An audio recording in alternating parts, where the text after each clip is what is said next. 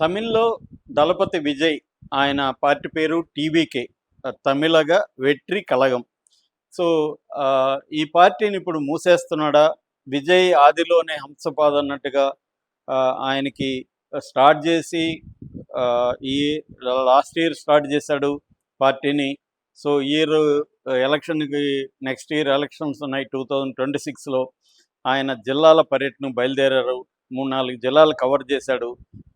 ఇమ్మీడియట్గా ఆయనకి ఒక అతిపెద్ద ప్రమాదం చోటు చేసుకుంది. దాంతో ఆ క్రైసిస్ని విజయ్ డీల్ చేయలేక ఫెయిల్ అయిపోయి పార్టీని క్లోజ్ చేయబోతున్నాడా అన్న వార్తలు అయితే వస్తున్నాయి.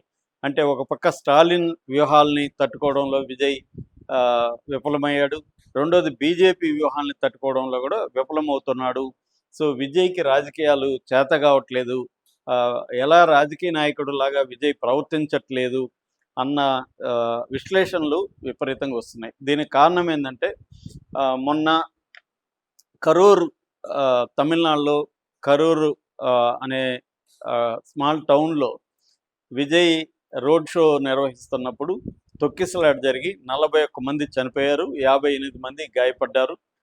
దీనికి విజయే కారణం అనేది విమర్శలు విపరీతంగా వచ్చాయి. ఎందుకంటే ఆయన కావాలని లేటుగా వచ్చాడు.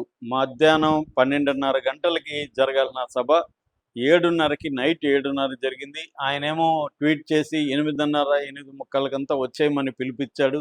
9కంతా గుమికూడడం మొదలుపెట్టారు. మధ్యాహ్నం అయ్యే కొద్దీ పెరిగారు ఆ సంఖ్య.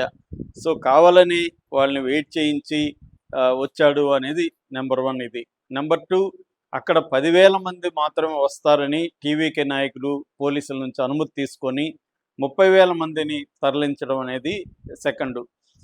మూడవది, అక్కడ ప్లేసు సరిగా లేదు. జనమంతా కూడా రకరకాల అక్కడ రూప్స్ మీదంతా ఎక్కేశారు. ఆ రూప్స్ కూలిపోయినాయి, కూలిపోయి కింద ఉన్న వాళ్ళ మీద పడ్డాయి. దానివల్ల కూడా జరిగింది. అట్లాగే విజయ్ వెయిట్ చేయించడం వల్ల ఆ హీట్కి ఆకలి, దప్పిక వాటితో అలసిపోయారు. దానివల్ల సఫోకేట్ ఫీల్ అయ్యారు. విజయ్ రాగానే అందరూ తోసుకొని ముందుకు రావడంతో తొక్కిసలాట జరిగింది. ఇంకొకటి ఏంటంటే అక్కడ డ్రైనేజ్ ఉంది, ఆ డ్రైనేజ్ దీంట్లో కూడా చాలామంది పడిపోయి చనిపోయారు. సో ఈ 3 రకాలుగా, అంటే రూఫ్స్ పడి, డ్రైనేజీ, ముందుకు రావడంతో తొక్కిసలాట, ఈ 3 కారణాలు చనిపోయారు అనేది ఆ పోస్ట్ మార్టం రిపోర్ట్లో కూడా దారుణమైన విషయాలు వచ్చాయి. ఫ్రాక్చర్ అయిపోయినాయి చాలా లంగ్స్, చాలామందికి లంగ్స్లో ఫ్రాక్చర్ కనబడుతుంది, పగుళ్ళు వచ్చేసాయి, పక్కటెముకలు, ఎముకలంతా ఇరిగిపోయినాయి తొక్కడం వల్ల. సో ఎక్కువగా ఊపిరికోవడంలో ప్రాబ్లం అయ్యి చనిపోయినట్టుగా పోస్ట్ మార్టం రిపోర్ట్ వచ్చింది. దానికి సంబంధించి దీన్ని డీల్ చేయడంలో విజయ్ ఫెయిల్యూర్ అయ్యాడు. గవర్నమెంట్ ఇమ్మీడియట్గా స్పందించింది. స్టాలిన్ 3:30 అర్లీ మార్నింగ్ 3:30కి హాస్పిటల్కి వెళ్ళిపోయాడు. అంతకుముందే సెంధిల్ బాలాజీ లాంటి వాళ్ళని, మా సుబ్రహ్మణ్యం లాంటి వాళ్ళని అక్కడ మినిస్టర్ని పంపించాడు, కలెక్టర్ని పంపించాడు. ఇమ్మీడియట్గా వాళ్ళకి వైద్యం అందేట్టుగా చూసుకున్నారు. నష్టపరిహారం 10 లక్షలు పర్ హెడ్ ప్రకటించారు. సో స్టాలిన్ గవర్నమెంట్ ప్రకటించింది. ఎక్కడ కూడా విజయ్ని పొలిటికల్ విమర్శలు స్టాలిన్ కానీ డిఎంకే వాళ్ళు చేయలేదు బిగినింగ్లో. సో ముందుగా వాళ్ళు బాధితుల పక్షాన నిలబడ్డారు, దాని తర్వాత రాజకీయాలకి వచ్చారు. సో ఈ వ్యూహాన్ని పసిగట్టి వేగంగా రియాక్ట్ అవ్వడంలో విజయ్ ఫెయిల్యూర్ అయ్యాడు. విజయ్ ఏం చేశాడు, జరగగానే వెళ్ళిపోయాడు. తిరుచికి వెళ్ళి ప్రత్యేక ఫ్లైట్లో చెన్నై వెళ్ళిపోయాడు. 3 గంటల పాటు ఆయన స్పందించాల. 3 గంటల తర్వాత ఒక ట్వీట్ చేశాడు, నా హృదయం మొక్కలైంది, బాధగా ఉంది, ఇలాంటి ట్వీట్ చేశాడు. కనీసం ఒక మీడియాతో మాట్లాడడం కానీ, ఒక వీడియో రిలీజ్ చేయడం కానీ చేయలేదు. లేటుగా 2-3 రోజుల తర్వాత వీడియో రిలీజ్ చేశాడు. అది కూడా బాధ్యత తను తీసుకోలేదు. అది కూడా దాని ఏమంటారు, బేలగా మాట్లాడాడు. అప్పటికే టీవీకే నాయకుల్ని అరెస్టులు చేశారు. దాంతో వాళ్ళని అరెస్టులు చేయకండి, నన్ను చేయండి కావాలంటే అని మాట్లాడాడు తప్ప అతను దీన్ని ధైర్యంగా ఎదుర్కోవడంలో ఫెయిల్ అయినట్టుగా మనకు కనబడుతుంది.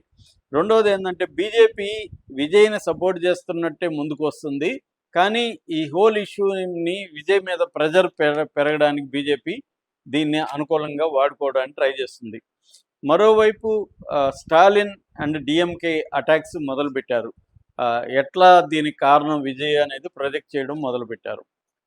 సో ఈ హోల్ ఎపిసోడ్లో విజయ్ సరిగ్గా డీల్ చేయలేకపోవడం విషయాన్ని, తన టీవీకే నాయకులకు భరోసా ఇవ్వడంలో ఫెయిల్ అయ్యాడు, ప్రజలకి బాధ్యత వహించడంలో ఫెయిల్ అయ్యాడు. అట్లాగే డీఎంకేని అటాక్ చేయడంలో, ఎందుకంటే పోలీసులు వీళ్ళు అడిగిన వెన్యూ ఇవ్వలేదని వార్తలు కూడా బయటకొచ్చాయి.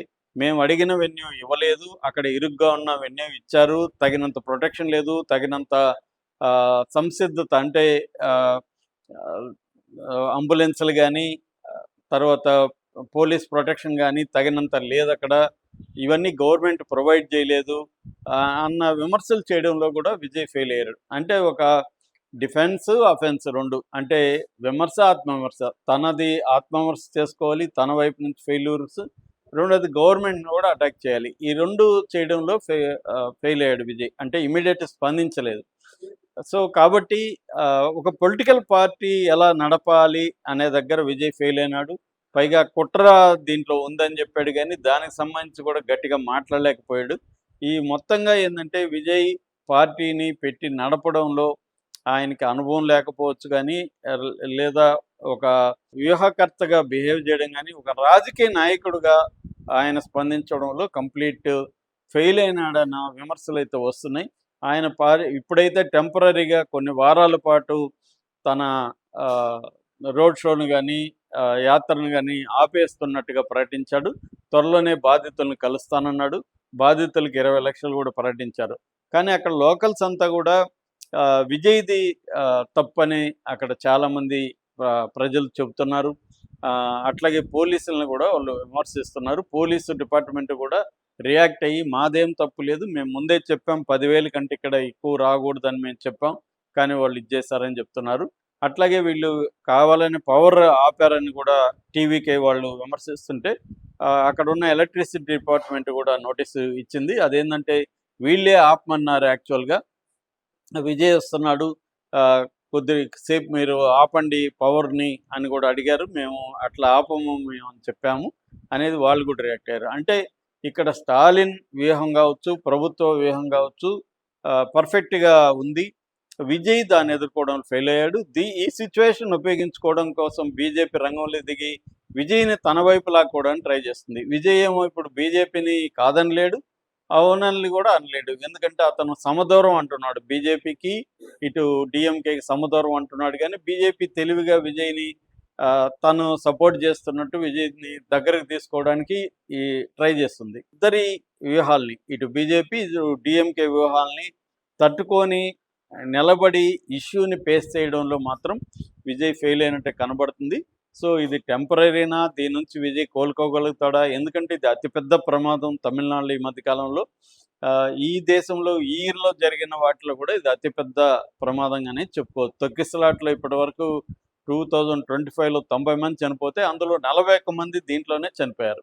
సో అందువల్ల దీన్ని డీల్ చేయడంలో, ఒక క్రైసిస్‌ని డీల్ చేయడంలో విజయ్ ఒక పొలిటికల్ లీడర్‌గా, ఒక నాయకుడిగా కంప్లీట్ ఫెయిల్యూర్ అన్న విమర్శలైతే వస్తున్నాయి.